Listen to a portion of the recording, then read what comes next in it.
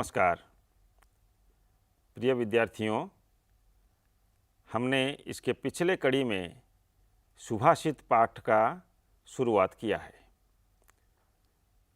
सुभाषित आपने 3 पढ़े हैं और तीनों के अर्थ और शब्दों को अच्छी तरह से समझे हैं और सुभाषित कितने सुंदर बातें आपको बताते हैं ये आपने देखा। आपको हम बताएं कि संस्कृत साहित्य में सुभाषितों का एक विशाल समुद्र है और उस समुद्र में से कोई एक भी बिंदु अगर आपके जीवन में आ गए, आपने अगर उसको पी लिया, और पी लेने का अर्थ ये है कि आपने एक भी सुभाषित को अपने जीवन में, अपने आचरण में उतार लिया, तो आप एक मनुष्य से असाधारण मनुष्य हो जाएंगे। तो ऐसे सुभाषितों की संख्या असंख्य है। जितने आकाश में तारे हैं संस्कृत में उतनी सुभाषितें हैं। आप सभी सुभाषितों को पढ़ तो नहीं सकते, लेकिन जीवन में सुभाषितों को समझने के लिए और याद रखने के लिए प्रयत्न जरूर करिए। चलिए हम आगे की सुभाषित अभी पढ़ते हैं। तो चौथा सुभाषित इस पाठ का है, सद्भिरेव सहासीत सद्भिः कुर्वीत संगतिम सद्भिर्विवादं मैत्रीं च नासद्भिः किंचिदाचरेत। चलिए इस श्लोक का हम पहले संधि विच्छेद कर लेते हैं, पदच्छेद कर लेते हैं, ताकि आप केवल श्लोक का सारांश ही ना समझे, एक एक शब्द का आप अर्थ समझें। सद्भिरेव, सद्भिः एव, सहासीत, सह आसीत, अ और आ मिलकर आ हो जाते हैं तो सहासीत। सद्भिः एव, विसर्ग और ए मिलकर रे हो गए हैं, विसर्ग के स्थान पर र आ गया है तो एक विसर्ग संधि है। सहासीत जो है वो दीर्घ संधि है। फिर सद्भिः कुर्वीत संगतिम, सद्भिर्विवादं मैत्रीं च, तो सद्भिर्विवादं, सद्भिः विवादं, विसर्ग के स्थान पर फिर से र हो गया तो सद्भिर्विवादं मैत्रीं च नासद्भिः, न असद्भिः, फिर से सवर्ण दीर्घ संधि हुआ। किंचिद आचरेत, किंचित आचरेत, त के स्थान पर द हो गया तो किंचिदाचरेत। तो अब इसका अर्थ समझिए। सद्भिः एव, सद्भिः शब्द ये तृतीया बहुवचन में है। सत शब्द का तृतीया बहुवचन सद्भिः, ये व्यंजनांत शब्दों के रूप होते हैं। सत शब्द का अर्थ है सज्जन। सज्जन शब्द में भी सत ही शब्द है, सत के बाद जन शब्द मिलाकर सज्जन होता है। सत शब्द का ही अर्थ सज्जन होता है। तो सज्जन शब्द का अर्थ क्या है? जो जन सत है, यानी जो व्यक्ति सत यानी अच्छा है। सत शब्द का अर्थ है अच्छा। तो अच्छे लोगों के साथ सद्भिः, तृतीया बहुवचन का अर्थ सद्भिः यानी अच्छे लोगों के साथ। सद्भिरेव सहासीत, सह आसीत, सद्भिः सह आसीत, सद्भिः एव सह आसीत, अर्थात सज्जनों के साथ ही बैठना चाहिए, यानी उठना बैठना चाहिए। आसीत शब्द आस धातु से बनता है, जिसका अर्थ है बैठना। उसका रूप आस्ते, आसाते, आसते ऐसे चलता है। तो अगर आप लोगों ने आत्मनेपदी कोई धातु के रूप याद नहीं रखे हैं तो इसके बाद आप आत्मनेपदी धातुओं के ऊपर एक नज़र जरूर डाल लीजिए। तो आसीत यानी बैठना चाहिए, यानी उठना बैठना चाहिए। किन लोगों के साथ? सद्भिः, सज्जनों के साथ, केवल सज्जनों के साथ, अर्थात दुर्जनों के साथ कभी उठना बैठना नहीं। सद्भिरेव सहासीत, सद्भिः कुर्वीत संगतिम, फिर से सद्भिः सज्जनों के साथ, संगतिम कुर्वीत, ये कुर्वीत, ये क्री धातु का ही विधिलिंग लकार रूप है और वही आत्मनेपदी रूप है। तो उसका अर्थ होता है करना चाहिए। क्या करना चाहिए? संगतिम कुर्वीत, यानी संगत करना चाहिए। सज्जनों के साथ उठना बैठना चाहिए, सज्जनों के साथ ही संगत रखना चाहिए। फिर सद्भिर विवादम मैत्रीम च, सज्जनों के साथ सद्भि ही विवादम, सद्भिर विवादम, तो सद्भि ही सज्जनों के साथ, विवादम वो कुर्वीत शब्द यहाँ जोड़ना पड़ेगा। सद्भि ही विवादम कुर्वीत, सद्भि ही मैत्रीम च कुर्वीत, यानी सज्जनों के साथ विवाद करना चाहिए, सज्जनों के साथ मैत्री करना चाहिए। सज्जनों के साथ विवाद करना चाहिए, इस कथन का तात्पर्य क्या है? यानी क्या आप सज्जनों के साथ झगड़ा करने चाहिए? नहीं, ये तात्पर्य नहीं है। कहना ये है कि अगर झगड़ा भी करना हो आपको किसी के साथ, तो भी कोई सज्जन ढूंढिए। यानी दुर्जन के साथ तो झगड़ा भी नहीं करना, दोस्ती तो नहीं करना ही है, झगड़ा भी नहीं करना है। तो सद्भि ही विवादम मैत्रीम च, चाहे दुश्मनी करना रहे या दोस्ती करना रहे, आप हमेशा कोई सज्जन को ही ढूंढिए। इसी प्रकार से और अंततोगत्वा निष्कर्ष क्या है? न असद्भिः किंचिदाचरेत, किंचिदपि असद्भिः सह न आचरेत। असज्जनों के साथ जो सज्जन नहीं हैं अर्थात दुर्जन हैं, उनके साथ तो कुछ भी आचरण करना नहीं चाहिए। कुछ भी मतलब ना उनके साथ उठना बैठना चाहिए, ना उनके साथ संगत रखनी चाहिए, ना मैत्री करनी चाहिए, यहाँ तक कि उनके साथ दुश्मनी भी नहीं करना चाहिए। दुर्जनों के साथ, दुर्जनों को हमेशा आप अवॉइड करें। सद्भिर विवादम मैत्रीम च नासद्भिः किंचिदाचरेत। कितना सुंदर श्लोक है। जैसे हमने कहा, जीवन में अगर एक भी सुभाषित को अपने आचरण में उतार लेंगे तो हमारा जीवन महान हो जाएगा, असाधारण हो जाएगा। चलिए, इस श्लोक में आप लोगों ने कई सारे संधियों का प्रयोग किया है। जो संधियों का प्रयोग आप यहाँ देखते हैं, उसी प्रकार के अन्य कई संधियों का अभ्यास भी आपको करना चाहिए। सहासित और नासद्भिः, ये दोनों शब्दों में सवर्ण दीर्घ संधि आपको दिखता है। यानी अ और अ साथ में आते हैं तो आ हो जाते हैं।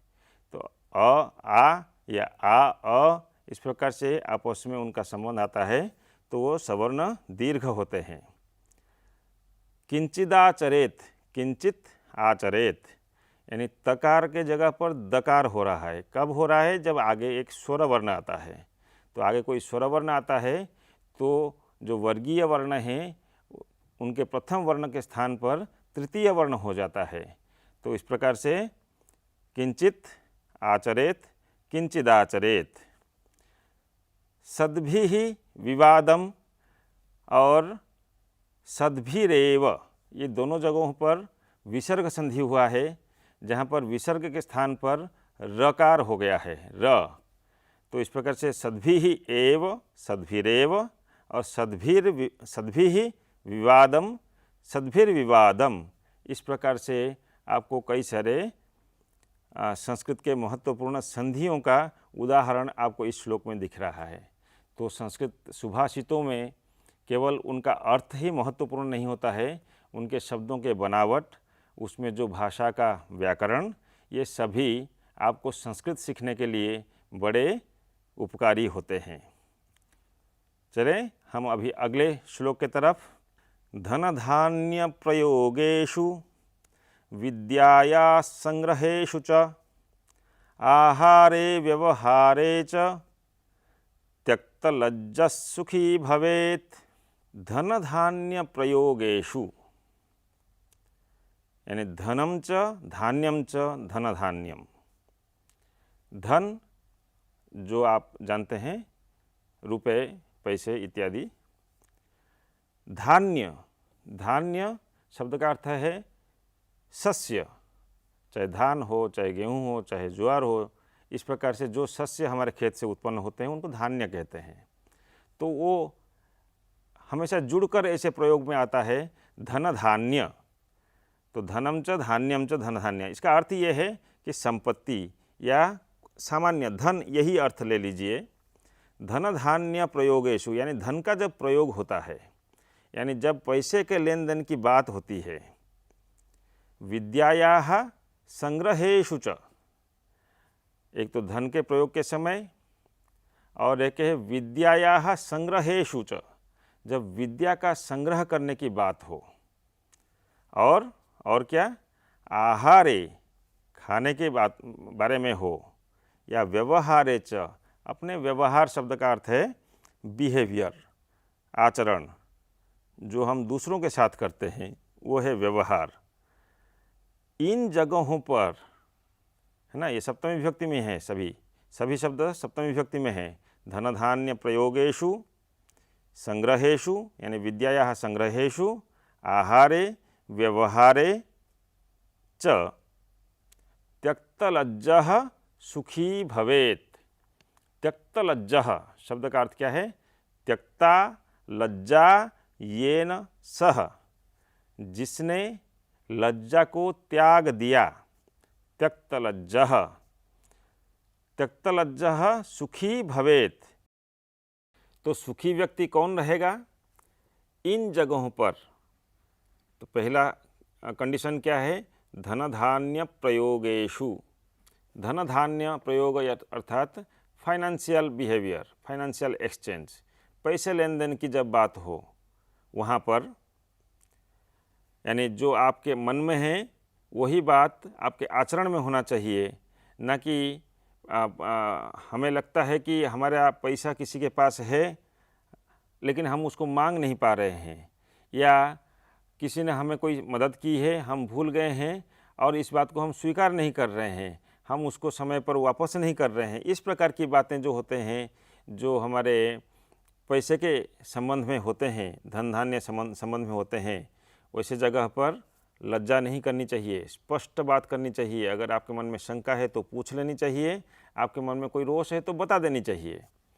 इसी प्रकार विद्यायाः संग्रहेषु च, विद्या के संग्रहण में, यानी आपको पढ़ना है, आपको सीखना है, फिर भी कई सारे विद्यार्थी ऐसे दिखते हैं, ऐसे पाए जाते हैं, जो होना नहीं चाहिए, कि उनको पूछने में संकोच होता है। उनको सीखने की इच्छा तो है लेकिन पूछने में संकोच आता है, या उनसे कोई प्रश्न करे तो वो झिझकते हैं बताने में। क्यों झिझकते हैं, कि उनको लगता है कि कहीं मेरी बात गलत ना हो जाए। तो क्या हुआ, गलत हो जाए तो आपको स्पष्ट बताना चाहिए जो आपके मन में उत्तर है, ताकि जो शिक्षक आपको पढ़ा रहे हैं वो समझ सकें कि आपने उस विषय को सही से समझा है या नहीं। तो वहाँ पर आप अगर लज्जा बोध के कारण, आप संकोच के कारण आप उत्तर दे नहीं पा रहे हैं, प्रश्न पूछ नहीं पा रहे हैं, इस वजह से कि कोई आपको जज करने लग जाए कि आप कितना जानते हैं, कितना नहीं जानते हैं। अगर आपको विद्या का संग्रह करना है, यानी आपको अगर सीखना है, आपको अच्छा अगर लर्नड होना है, तो वहाँ आप लज्जा छोड़ दीजिए। आप स्पष्ट पूछिए और स्पष्ट जवाब भी दीजिए। इस प्रकार से आहारे, आहार शब्द का अर्थ तो आपको पता ही है, हमारे सभी की भाषा में आहार शब्द तो होता ही है।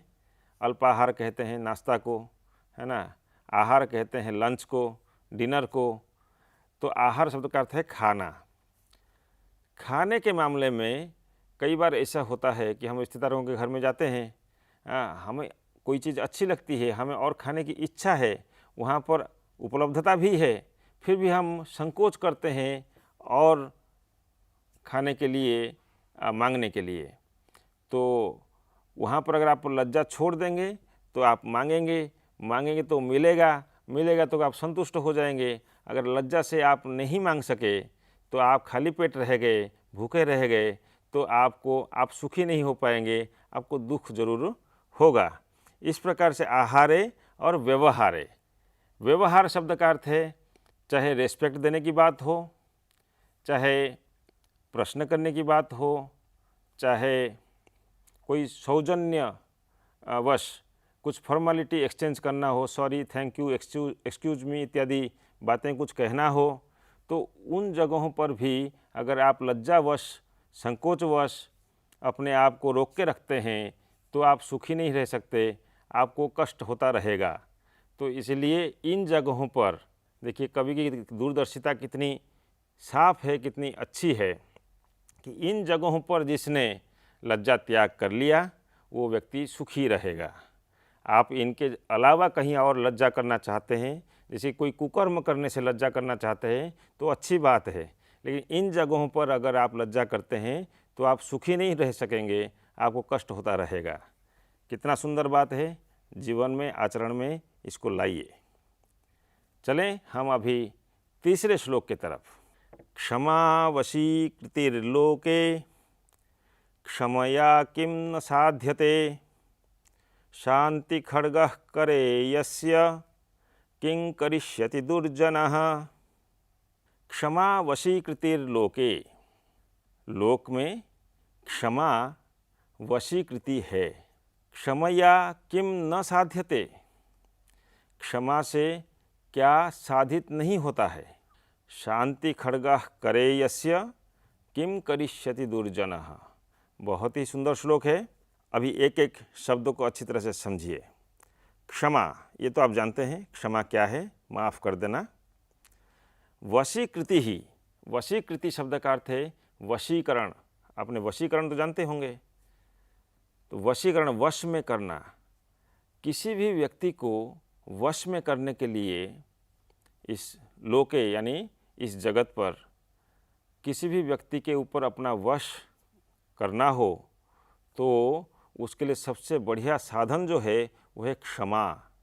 यानी जिस व्यक्ति को चाहते हैं कि वो आपके वश में रहे, आपके साथ रहे, उसका साथ आपको मिलता रहे, तो अगर उससे कोई छोटी मोटी नादानी हो जाती है, कोई भूल हो जाती है, तो क्षमा ज़रूर करें। क्षमा करना एक बहुत बड़ा महान गुण है। आपने हमारे पुराण इतिहास में ऐसे कई अच्छे चरित्रों को पढ़े होंगे, सुने होंगे, जिनके पास क्षमा नाम के बहुत बड़ा गुण रहता था। वो सभी को क्षमा कर लेते थे। आपने महात्मा गांधी की जीवनी सुने होंगे, आपने कई अन्य महापुरुषों के जीवनी सुने होंगे, वहाँ पर वो अपने शत्रु को भी बार बार क्षमा करते रहते थे, तो इसीलिए वो इतिहास में महापुरुष कहलाते हैं। तो क्षमा जो है लोक में वशीकृति है। वशीकृति यानी वशीकरण है, वश करने का साधन है। इसी प्रकार वो कह रहे हैं कि क्षमया किम न साध्यते। वो प्रश्न कर रहे हैं। प्रश्न करने का अर्थ है उत्तर वो साफ साफ दे रहे हैं कि ऐसा कोई चीज़ नहीं है दुनिया में जो क्षमा से साधित नहीं हो सकता है। क्षमया किम न साध्यते, यहाँ पर वो एक अलंकारिक प्रयोग किया गया है जो अर्थापत्ति होता है। यानी प्रश्न करके, वो प्रश्न का उत्तर आपसे नहीं पूछ रहे हैं, प्रश्न करके आपको कोई चीज़ को वो बहुत पुष्टि से, बहुत अच्छी तरह से साफ साफ कहना चाहते हैं कि ऐसा कोई चीज़ नहीं दुनिया में कि जो क्षमा से साधित नहीं हो सकता है। उसके लिए थोड़े से एक और अच्छा उदाहरण देकर वो कह रहे हैं शांति खड्गः करे यस्य। शांति रूप खड्ग, खड्ग शब्द का अर्थ है तलवार। शांति नामक या शांति रूपक एक तलवार जिसके हाथ में है, जैसे तलवार हम कहते हैं तो जनरली हमको एक हिंसा रूप दिखता है तलवार में, लेकिन कहीं उसके पास भी एक तलवार है, लेकिन वो तलवार का नाम है शांति, यानी शांति। आप एक तरफ से चाहे कितना भी उद्रेक हो, कितना भी भड़काना हो, दूसरी तरफ से अगर शांति रूप एक खड्ग है आपके हाथ में, यानी आप क्षमा कर सकते हैं, क्षमा करेंगे तो शांति होगी। तो शांति एक ऐसा हथियार है जिसके हाथ में वो आ गया, शांति रूप खड्ग। करे यस्य, कर शब्द का अर्थ है हाथ। आपने शायद ये शब्द पहली बार सुने होंगे या कुछ लोगों को पता होगा। कर शब्द का अर्थ है हाथ। इसलिए कहेंगे जिसके हाथ में, यस्य करे यानी यस्य हस्ते शांति खड्गः, यानी शांति रूपः खड्गः, शांति रूपम अस्त्रम यस्य हस्ते अस्ति तस्य दुर्जनः किम करिष्यति। फिर से प्रश्न कर रहे हैं उसका, इस कवि का कहने की शैली देखिए, वो जो कहना चाहते हैं वो प्रश्न करके कह रहे हैं। जैसे कि किम न साध्यते, क्षमया किम न साध्यते, क्षमा से क्या साधित नहीं होता है, अर्थ है क्षमा से सब कुछ साधित होता है। वैसे ही यहाँ कह रहे हैं कि किम करिष्यति दुर्जनः, उस व्यक्ति का दुर्जन क्या कर सकता है जिसके हाथ में शांति रूप खड्ग है।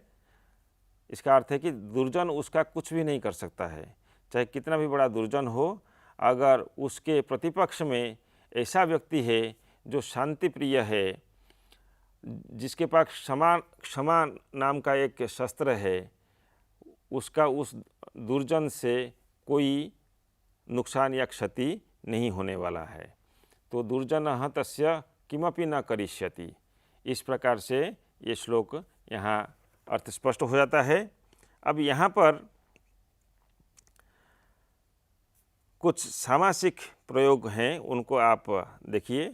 अभी आपका वो स्तर नहीं है जिसमें आप बहुत समास के विग्रह वाक्य ज़्यादा अच्छे से कर सकते हैं, लेकिन केवल अर्थ समझने के दृष्टि से आप समास विग्रह थोड़ा जानिए। शांति खड्गः, ये एक मध्य पदलोपी कर्मधारय है, जो संस्कृत पढ़ने से पहले शायद आप दूसरे भाषा अगर पढ़े होंगे, हिंदी इत्यादि कोई भाषा पढ़े होंगे, तो वहाँ पर कुछ व्याकरण और व्याकरण के नियम आपने पढ़े होंगे, तो वही व्याकरण के नियम यहाँ संस्कृत में भी आपको मिलेंगे। शांति खड्गः, ये है मध्य पदलोपी कर्मधारय, शांति रूपः खड्गः, शांति खड्गः। वशीकृति ही यानी वशीकरणम, ये भी एक सामासिक प्रयोग है, लेकिन इसके विग्रह का केवल अर्थ दृष्टिया इतना ही समझ लीजिए कि वशीकरणम। और क्षमा एक अलग शब्द है, वशीकृति ही अलग शब्द है, और उसका संधि हो गया है लोके के साथ। तो वशीकृति ही, उसमें विसर्ग है, विसर्ग के बाद लोक शब्द आता है लोके, तो उसके साथ संधि होकर विसर्ग के स्थान पर र हो गया है। तो क्षमा वशीकृतिर लोके, क्षमया किम न साध्यते। तो इस प्रकार से आपको ये जो क्षमया किम न साध्यते, ये जो वाक्य है, आपको पहले भी श्लोक में इस प्रकार से वाक्य आया है। तो चलिए छात्रों, हम एक बार पुनरावृत्ति कर लेते हैं सारांश के रूप में उन 6 श्लोकों का, उन 6 सुंदर श्लोकों का जो अभी अभी आपने पढ़ा। पहला श्लोक था पृथिव्याम त्रीणि रत्नानि इत्यादि, जिसका अर्थ है कि आप सही रत्नों को पहचानिए। जो इस धरती पर 3 ही चीज़ें होती हैं, पानी, अन्न यानी खाना, और तीसरा होता है सुभाषित। तो ये जो हम सुभाषित पढ़ रहे हैं, अभी 6 सुभाषित आपने जो पढ़े, वो समझ लीजिए कि 6 रत्न आपके पास आ गए। तो दूसरे श्लोक का आशय था सत्य। सत्य का महत्व कितना है कि इसी सत्य से ही आधारित है, सत्य पर ही आधारित है पृथ्वी, सूर्य, हवा, ये सब कुछ सत्य पर ही आधारित है। सत्य शब्द का अर्थ केवल झूठ का विपरीत नहीं है, घटी हुई घटना को आज इट इज़ बता देना वो नहीं है, बल्कि सत्य शब्द का एक अर्थ ये बनता है वादा निभाना।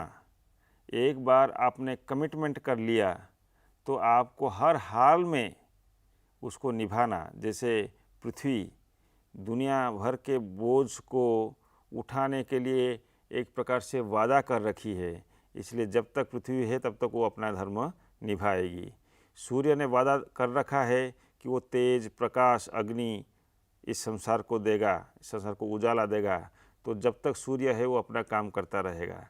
यानी अपने वादे से कभी मुकरना नहीं, ये है सत्य।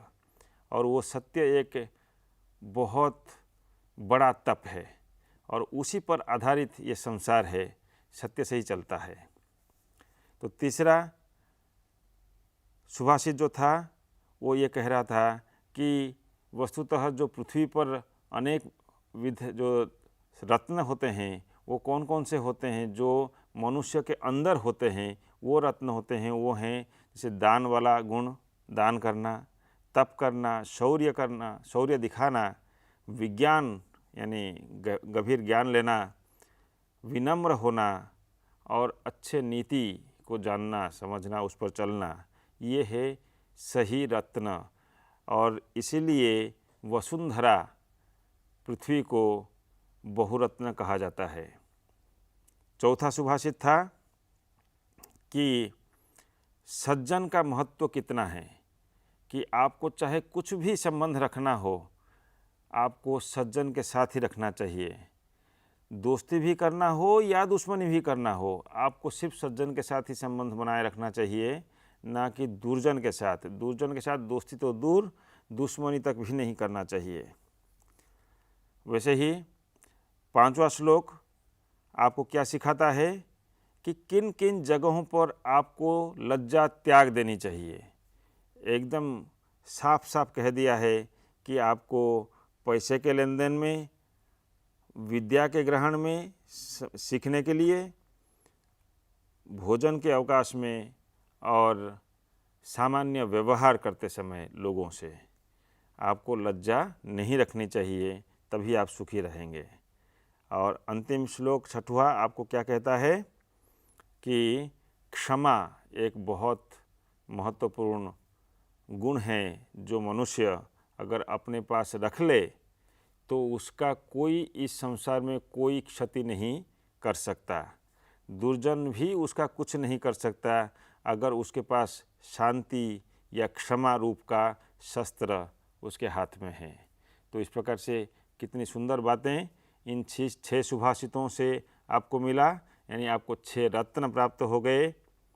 और आप इसी प्रकार से अनेक आप सुभाषितों का संग्रह करिए, उनको समझिए, उनको याद भी रखिए, उनके ऊपर अपने अपने विचार व्यक्त करिए। और हाँ, जीवन में अगर एक भी सुभाषित अपने आचरण में उतार लिया तो आप साधारण मनुष्य नहीं रहेंगे, आप असाधारण निश्चित हो जाएंगे।